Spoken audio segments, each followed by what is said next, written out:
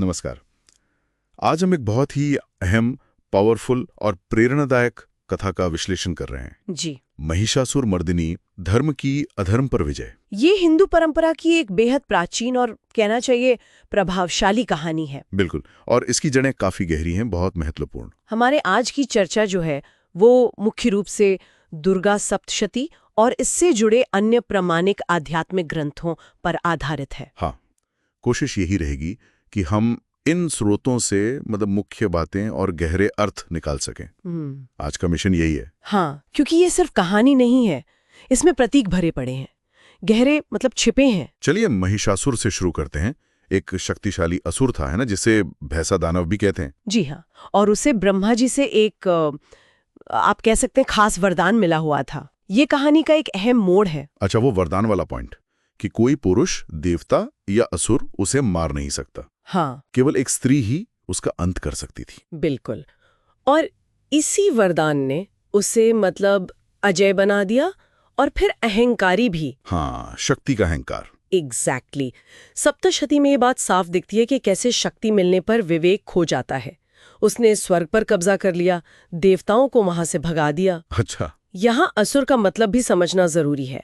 देवों के विरोधी पात्र जो अक्सर अपनी शक्तियों का गलत इस्तेमाल करते हैं। तो फिर जो हारे हुए देवता थे वो गए त्रिदेवों के पास, ब्रह्मा, विष्णु, महेश। जी हाँ, मदद के लिए। और यहीं से मुझे लगता है कहानी में वो अद्भुत मोड़ आता है, देवी दुर्गा का प्राकट्य, जैसा ग्रंथों में वर्णन है। बिल्कुल, ये कोई सामान्य जन्म नहीं था।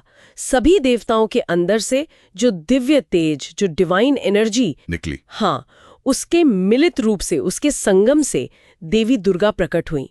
शक्ति, सौंदर्य और दिव्यता का प्रतीक। वाह। और फिर हर देवता ने उन्हें अपना सबसे शक्तिशाली अस्त्र दिया।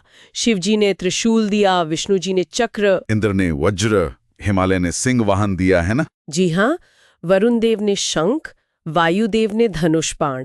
उन्हें पूरी तरह से सुसज्जित किया गया। वो महिषासुरम मर्दिनी बनने वाली थीं। ये शस्त्र सिर्फ हथियार नहीं थे, शायद इनका भी कोई गहरा मतलब होगा। हाँ बिल्कुल, जैसे त्रिशूल है वो सत्व, रजस, तमस तीनों गुणों पर नियंत्रण का प्रतीक है। अच्छा। चक्र धर्म और समय का, सिंह जो है वो साहस, शक्ति और संतुलन का प्रतीक है। देवी का पूरा स्वरूप ही धर्म की स्थापना के लिए था। और फिर शुरू हुआ वो युद्ध। देवी ने महिषासुर को ललकारा। हाँ, सीधा रणभूमि में। कहते 9 दिनों तक भीषण युद्ध चला। और महिषासुर वो सिर्फ भैंसा असुर नहीं था, वो तो रूप बदल सकता था। हाँ, वो मायावी था।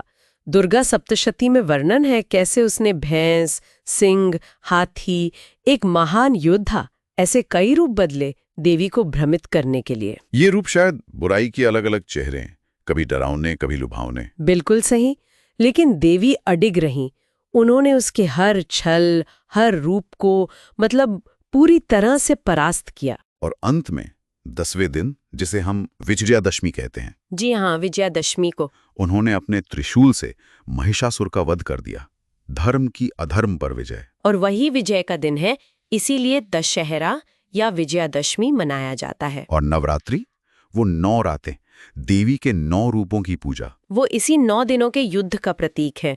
हर रात बुराई के एक अलग रूप पर विजय। मैसूर शहर का नाम भी इसी कथा से जुड़ा है, मैंने सुना है। हाँ बिल्कुल, महिषासुर का नगर था वो। बाद में वहाँ देवी चामुंडेश्वरी, जो दुर्गा का ही एक रूप है, उनकी स्थापना हुई। अब इसकी गहरे अर्थ पर आते हैं, जो आप शुरू में कह रही थी। महिषासुर क्या है प्रतीकात्मक रूप से? देखिए, महिषासुर सिर्फ एक असुर नहीं, वो हमारे अंदर का अहंकार है, अज्ञान है, तमोगुण है, जड़ता, अंधकार, नकारात्मकता, जो अधर्म की ओर ले जाते हैं। हाँ, और देवी दुर्गा वो चेतना है, आत्मबल, विवेक, ज्ञान, धर्म की शक्ति, वो पॉजिटिव एनर्जी है। तो ये लड़ाई सिर्फ देवताओं और असुरों के बीच स्वर्ग में नहीं हुई, बल्कि हमारे अपने अंदर भी चलती है, रोज। निश्चित रूप से, हर पल। देवी का सिंह वाहन हमें साहस और सतर्कता सिखाता है। और ये पूरी कथा नारी शक्ति का भी एक अद्भुत प्रतीक है।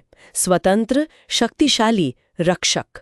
ये दिखाता है कि बुराई कितनी भी शक्तिशाली या बहुरूपी क्यों ना हो, हाँ, आंतरिक शक्ति और दिव्य चेतना से उसे हराया जा सकता है।